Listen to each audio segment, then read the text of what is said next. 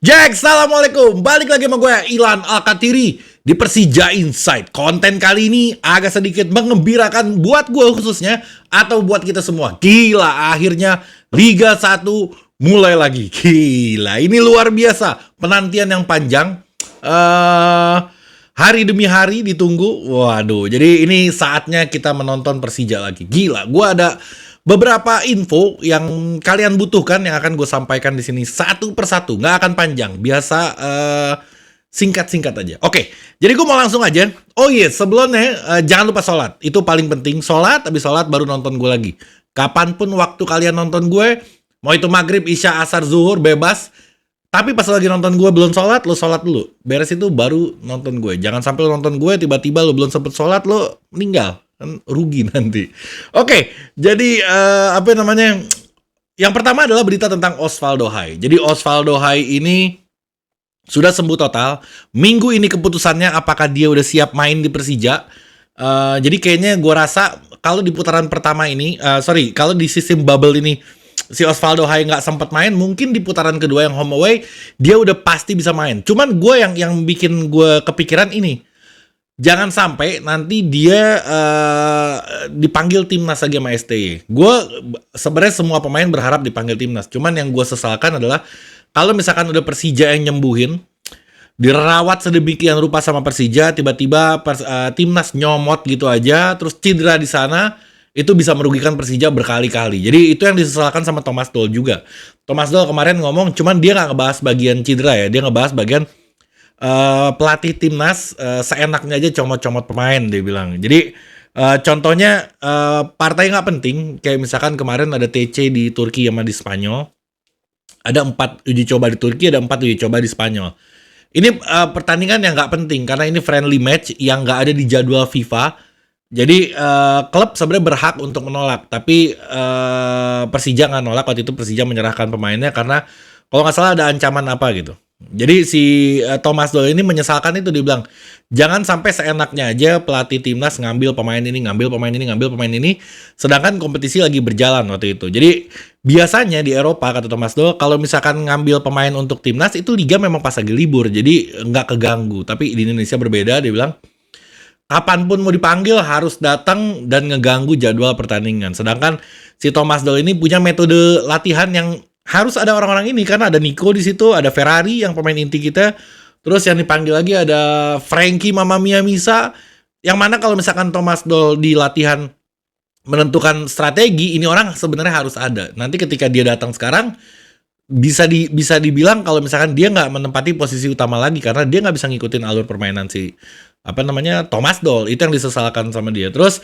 nggak ada komunikasi, jadi pelatih timnas nggak ada komunikasi sama pelatih klub. Harusnya dia komunikasi. Si klub juga perlu tahu kondisi pemainnya, apakah dia dimainin reguler, apakah dia cuma jadi cadangan di sana. Kok jadi cadangan percuma, ya mendingan balikin gitu. Jadi banyak banget kemarin rame. Gue udah singgung di video sebelumnya padahal ini. Tapi ini yang menggelitik karena ada kasus Osvaldo Hai. Gue khawatir kayak gitu, nanti tiba-tiba Osvaldo Hai nanti dipanggil sama timnas, kita nggak mau ya. Tiba-tiba nanti dia cedera, aduh itu bisa gagal maning. Sedangkan kita butuh banget posisi Osvaldo Hai di Persija. Bakal gila di depan kita kalau misalkan ada Osvaldo Hai. Sekarang memang kita kegolannya paling sedikit, tapi ngegolinnya juga sedikit. Mungkin dengan adanya Osvaldo Hai bisa menambah ketajaman Persija Jakarta. Amin, mudah-mudahan. Oke.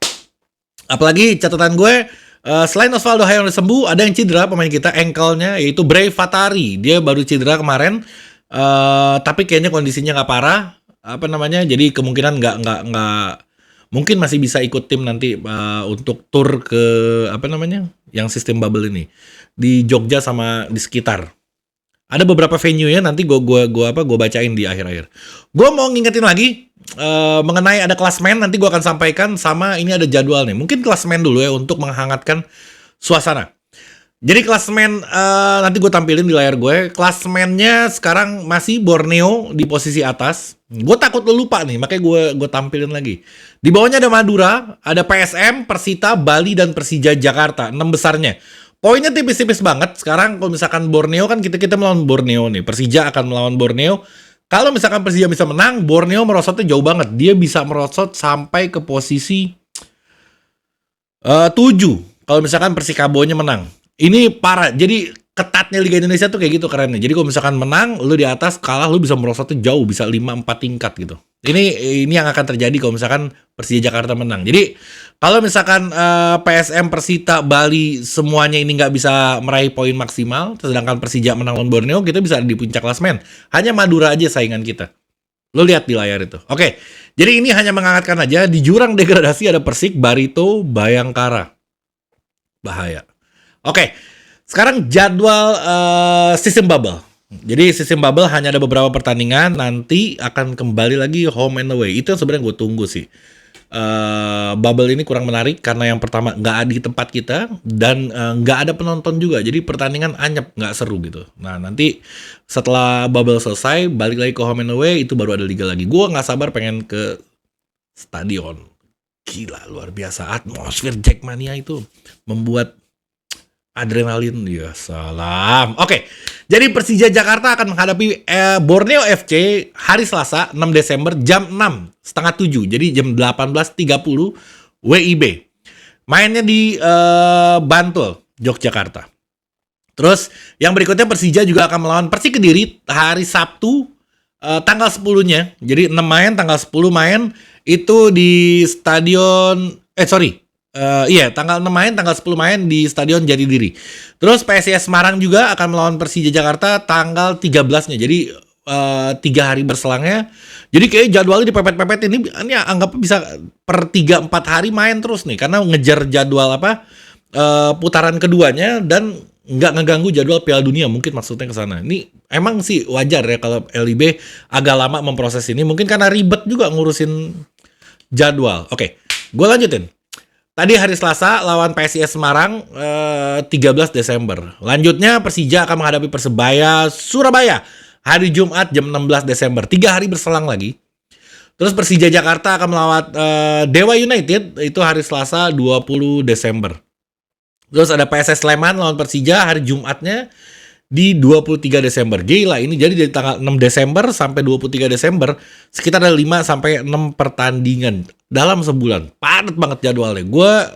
Kita nih membutuhkan pemain ekstra di cadangan karena gue yakin kecapean banget pemain inti kita kalau misalkan musim main sepadat ini jadwalnya. Thomas Doll gue yakin bakal ngoceh juga dengan lihat jadwal gini. Cuman kondisinya nggak bisa kondisinya memang mengharuskan kayak gini supaya nanti putaran keduanya nggak kacau gitu, Jack. Oke. Venue yang dipakai itu ada di Stadion Manahan Solo, ada Stadion Jatidiri Semarang, ada Maguwo Harjo Sleman, ada Stadion M Subroto Magelang dan Stadion Sultan Agung Bantul. Oke, kondisi Borneo kondisinya lagi bagus. Dia pemuncak klasemen, rekornya gimana nih? Dia menang 7 kali, seri 2 kali, kalah 2 kali. Ngegolinnya banyak banget, kita ngegolin itu 12, sedangkan dia ngegolin, gila banyak banget ngegolinnya dia. 26 sampai ini kalau nggak salah. Banyak banget. Iya, bagus banget lah ini tim. Terus udah gitu dia baru, jadi kemarin pas libur kompetisi, dia ada 4 uji coba Borneo ini, dan keempatnya dia nggak dikalahkan gitu. Jadi memang lagi on fire, bahaya ini Borneo. Jadi kita lihat aja, mudah-mudahan Persija bisa mengalahkan Borneo dan langsung loncat langsung ke paling nggak ke 2 klasemen lah, atau naik 2 peringkat dari peringkat 6. Mudah-mudahan kalau misalkan Persija bisa menang lawan Borneo. Oke, apalagi yang perlu gue sampein? Nggak ada sih, udah itu aja. Oke, next video mungkin gue akan memberitahukan tentang peta kekuatan Borneo FC. Jadi biasa gue setiap mau ada pertandingan gue menganalisa kekuatan musuh. Nanti kita lihat dari sisi mana kelemahan dia, dari sisi mana kekuatan dia yang harus kita antisipasi. Strategi apa yang dipakai nanti di video berikutnya mungkin gue akan sampaikan. Mungkin besok gue upload lagi tentang analisa gue mengenai Borneo FC. Oke, Jack. Jadi sekian dulu video dari gue. Gue Persija, gue champions.